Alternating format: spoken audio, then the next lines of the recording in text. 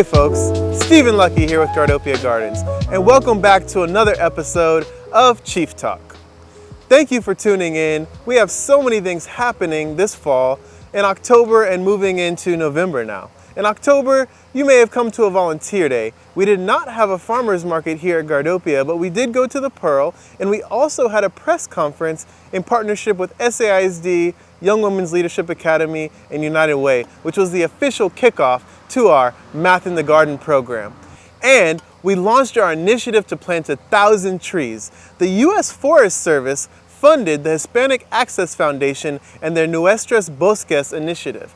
We here in San Antonio have something called the Classroom Canopy Project, where we're planting 1,000 trees at 50 different schools, approximately 20 trees native to the San Antonio region per campus. We're always looking for support to plant those trees and then take care of those trees for the next 3+ years. I'll talk a little bit more about that as we get into November. But as always, we have what's in that bag, what's in that bag. And I want to give a big shout out to HEB. We actually did a lunch and learn with HEB about fall gardening in October, and they gave us this little swag bag. I love drinking my tea, y'all. I highly recommend drinking tea, all different types of tea. We have multiple tea companies who support us and also come to our farmers markets, but specifically drink teas that you can grow.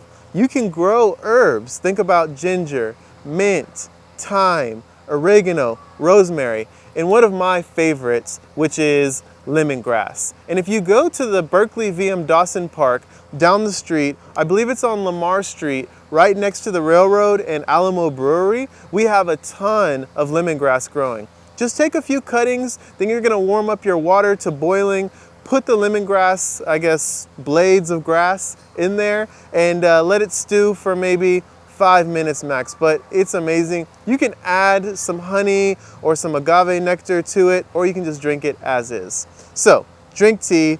Shout out to HEB for being a huge supporter of Gardopia for many years. They've been coming out and volunteering almost a decade, I would say at this point, starting at the inception of our founding with one of our founding board members, Leon Knights. Shout out to Leon, one of my great college friends who helped start Gardopia, worked at and works at HEB to this day in the IT department. So shout out to HEB for their partners truly serving out in the community, whether it's through technical work like creating our website and setting up our payment systems, which Leon helped us in the beginning, or if it's volunteerism coming out and shoveling dirt and compost like they do at many of our schools, and even planting trees. Last year with HEB and Texan by Nature, we planted, I believe, 24 trees on Texas Arbor Day at Democracy Prep at the Stewart campus for Texas Arbor Day. And let's go ahead and move into Texas Arbor Day. But first, what's in that bag? You may wonder, what's in that bag? What's up, little guy?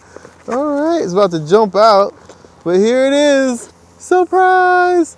It's a rabbit. You may have followed our rabbit saga since the rodeo. And the great Miss Sherry Lim has been taking and bringing rabbits to Gardopia for many years. Well, guess what? During the rodeo at our urban agriculture exhibit, our rabbit had babies. And so these little babies are so cute, everybody loves them. But rabbits aren't just for their cuteness overload. They are also for multiple reasons in agriculture. So one of the most important reasons that we also use them is for their manure. Rabbit manure is great for plants, good in nitrogen. We can throw it in our compost and mix it in with all the other organic matter. And so that reduces our inputs. It creates that circular economy of reducing waste as well. And people love to not only cuddle with rabbits, but some people even have, close their ears, rabbit stew. Or maybe a lucky rabbit foot. Just kidding, y'all. I don't eat rabbits, and we definitely don't kill our rabbits. But they are good pets, and again, they're also good nutrients for your plants. So we're gonna let this rabbit go have a little fun time for a little bit. Go on, rabbit, go, go. So let's get into November now. You may ask, what's going on at Gardopia in November? Well, we are going to have our farmers market. We had a grant, it was a health equity grant through the San Antonio Area Foundation and the City of San Antonio's Metro Health, but that grant has ended, and so that's why we didn't have an October farmers market. But we got to bring it back. So we're going to hopefully be partnering again with River City Produce, bringing 1,000 pounds of produce, giving away free bags to the community. In addition to having vendors, we'll have music, we'll have a healthy cooking demonstration. In addition to that, we're going to continue our tree planting initiative. So if you want to help us plant trees or take care of trees, please hit us up through the Garden Army. We'll also be having a workshop at the Berkeley VM Dawson Park, which we've been doing all year long.